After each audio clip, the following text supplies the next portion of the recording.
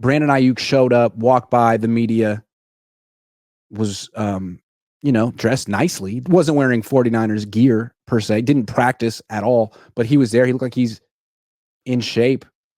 What do you think of Brandon Aiyuk showing up, holding in? I think there's three different ways that this could have gone. Obviously, we know he could have held in, he could have held out, or he could have showed up in practice. If he showed up and practiced, then that's him basically saying, like, I know I'm going to play on the 5th-year deal. I've come to terms with that. Let's go. If he had held out, that tells me they're nowhere near close to a deal. But holding in is usually one of those things that players do when they know a deal is right around the corner and they want to be around the team. They know that they want to be in the film room and all those things, and it's not going to be long until they're actually on the field. Remember, Debo signed his deal the 31st of July, which was right around when the pads came on. Well, Brandon Aiyuk holding in. Pads are right around the corner, I think early next week, Monday, what have you. So maybe that's the date that a deal gets done. And then it was reported today that he left the field early and went in with John Lynch. So how close are they? I mean, that's all encouraging. So I think him showing up is encouraging. If they're not close to a deal and he showed up, I do have to say that was a lot of bark in the offseason. And when it came down to it, no bite. You talked about wanting to be traded just a short week ago. If you're not close to a deal and you're showing up, it's like, dude, what happened to this tough guy I'm going to sit out thing? You know what I mean? I don't know.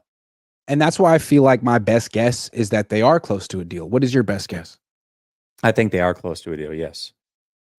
Yeah. I mean, what's interesting is he seemed like he was so upset all offseason, but really this timeline has been almost exactly the same as Debo's timeline. Nothing has been different. 2 wide receivers, won a lot of money, made a trade request, made it public. But still seems like they're both, I mean, Debo got his extension before August, and it seems like Ayuk's right on schedule for that too. Yeah, that's the hope anyways. They're going to need him. I have a theory. Okay. What is the deal with these drawn out negotiations? They're not smart. I mean, we can all kind of see it's an outdated way of doing things, especially at like quarterback and wide receiver where the market's exploding, and it really behooves teams to do it early before the next player sets the market. I asked John Lynch about it, and he's like, I would like to do it fast, which was an interesting answer. And it reminded me that he's not really in charge of contracts. It's not his expertise. The Niners have had a guy in charge of contracts since I was in freaking middle school. It's Parag Marate.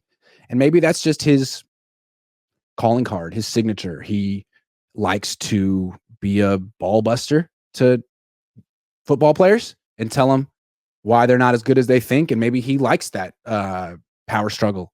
And maybe everyone in the organization, Kyle, John, they're like, we need this guy. So look, player, try not to take it too personally. It's sort of his arena. And then once the season gets closer, we can sort of step in and close the deal. But you're going to have to survive Parag for a few months. Sorry. Yeah, I don't the only thing that I could think of when I heard that was that if you look at the way that the 49er contracts are written, from a money standpoint, they always cave in.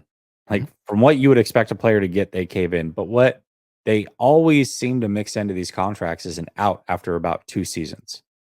So is that it? Is that like the key? Is that the magic elixir to all their contracts that they have to have in there, and that's what holds things up?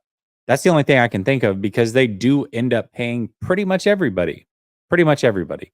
But the problem with those types of contracts are exactly what we've come into with Trent Williams CMC is those deals having outs, which means a lot of the guaranteed money is no longer there. So you're forced to rework these deals anyways if you keep these players. So how good is that out if you never end up using it? Good question. Fish and Chips says, questions asked by you. Brock Purdy reply classy, Kyle Shanahan schmuck. I thought Kyle's answers today were classy and professional.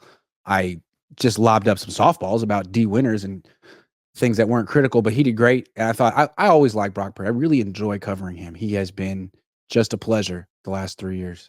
I mean that. A lot of introspective. I mean, I like how honest he is. I like how what's interesting is yesterday Shanahan on Tim Kawakami's podcast talked about how he does give his quarterbacks autonomy to call their own protections, but because the play design is so good, they shouldn't really need to worry about those things. But if a quarterback were to call his own protections or change a play, he's totally fine with it.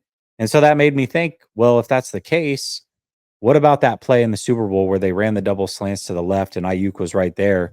That was the clear right read. Anytime that a player blitzes, you fill the blitz with the backside receiver.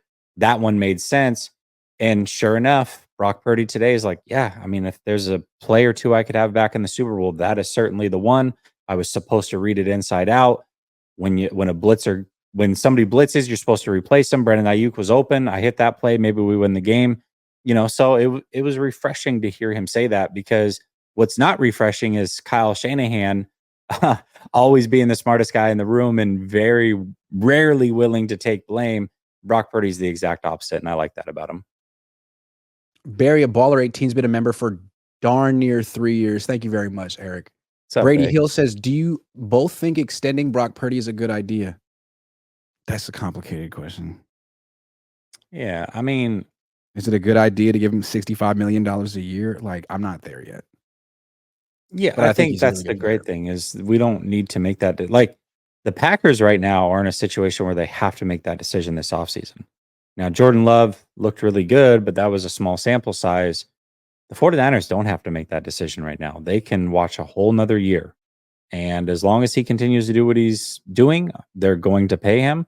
I also am of the thought that no quarterback is worth top tier money unless you're truly an elite quarterback. And I think only 6 or 7 of those guys exist in the league at a time. I don't believe Brock Purdy's one of those guys. Yeah, I agree.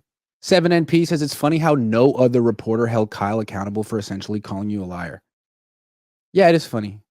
It's almost like they don't like me, which is weird. Jesse, I'm a nice guy. Hey, you're nice to me.